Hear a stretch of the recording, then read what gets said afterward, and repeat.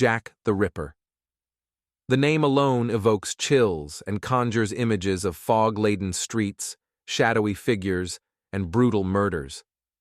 This elusive and mysterious figure is arguably the most infamous serial killer in history, not only because of the gruesome nature of his crimes, but also because he was never caught. The story of Jack the Ripper is a blend of horror, mystery, and a grim look into the darkest corners of the human psyche. In the late 19th century, the East End of London was a place of poverty, overcrowding, and despair. The district of Whitechapel, in particular, was notorious for its squalor and crime. Amidst the filth and hopelessness, a series of heinous murders began to unfold, sending waves of terror through the streets. These were not just ordinary murders, they were grotesque displays of violence, characterized by their brutality and the precision with which they were carried out. The first canonical victim, Mary Ann Nichols, was discovered on August 31, 1888. Her throat had been slashed and her abdomen mutilated. This was only the beginning. Over the next few months, 4 more women, Annie Chapman, Elizabeth Stride, Catherine Eddowes, and Mary Jane Kelly, would fall victim to the same savage killer. Each murder seemed to escalate in violence and gore, with the killer displaying a macabre familiarity with human anatomy. Jack the Ripper's modus operandi was both terrifying and unique. He targeted women, specifically prostitutes, who were among the most vulnerable members of society at the time. The Ripper's approach was ruthless.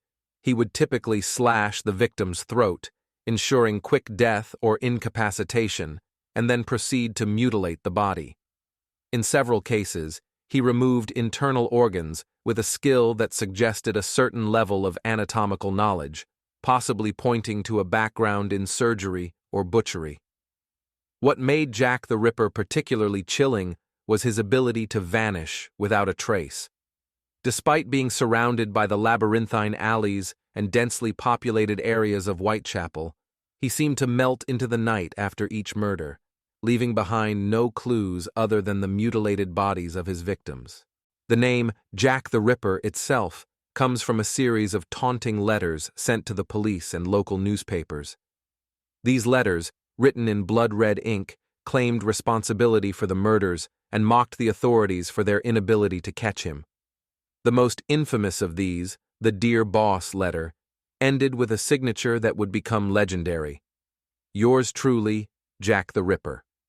Another letter, known as the From Hell letter, was accompanied by half of a human kidney, which the writer claimed belonged to one of the victims, Catherine Eddowes. While the authenticity of these letters has been debated, they added a grim, theatrical element to the Ripper's reign of terror and deepened the mystery surrounding his identity. The Metropolitan Police, led by Inspector Frederick Aberline, launched an extensive investigation into the murders. The investigation was hampered by the primitive forensic techniques of the time, the chaotic environment of Whitechapel, and the sheer number of potential suspects. Hundreds of men were questioned, and many false leads were pursued, but the Ripper always remained one step ahead. Over the years, numerous suspects have been proposed, ranging from local butchers and doctors to prominent figures like Prince Albert Victor, the grandson of Queen Victoria, and even famous authors like Lewis Carroll. Theories have abounded, each more sensational than the last, but no conclusive evidence has ever been found to definitively identify the Ripper. Jack the Ripper's legacy is one of unending fascination and horror. His crimes marked a dark turning point in the history of crime and media. The extensive newspaper coverage of the murders and the public's morbid curiosity turned the Ripper into a media sensation, a symbol of the ultimate boogeyman lurking in the shadows. This was a time when the public began to realize that monsters could walk among them, hidden behind the facade of everyday life. The Ripper's impact on popular culture has been profound. He has been the subject of countless books, films, and television shows, each attempting to explore the depths of his evil and unravel the mystery of his identity. Theories continue to flourish, and amateur sleuths still search for clues, driven by the hope of solving one of history's greatest mysteries.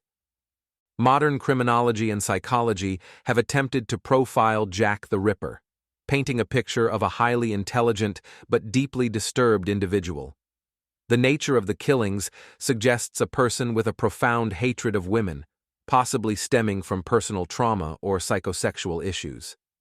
The meticulousness of the mutilations points to a methodical mind, someone who derived pleasure not just from killing, but from the act of desecration itself. Jack the Ripper's ability to avoid capture also suggests a high degree of cunning and self-control. He was likely a man who could blend seamlessly into society, appearing normal and unremarkable while harboring a monstrous alter ego. This duality is perhaps the most frightening aspect of his character, as it underscores the terrifying notion that the greatest evil can reside behind the most benign facades. Jack the Ripper's story is a haunting reminder of the depths of human depravity and the enduring allure of mystery. Despite the passage of more than a century, his identity remains unknown, and the questions surrounding his motives and methods continue to captivate and horrify. The foggy streets of Whitechapel have long since changed, but the specter of Jack the Ripper lingers, a ghost of the past that refuses to fade. His story is one of fear and fascination, a dark chapter in the annals of crime that will forever remain an unsolved puzzle, a chilling testament to the unknown capabilities of the human mind. As long as there is curiosity about the darker aspects of humanity, the legend of Jack the Ripper will endure, casting its long, sinister shadow over the world of crime and the collective imagination of society.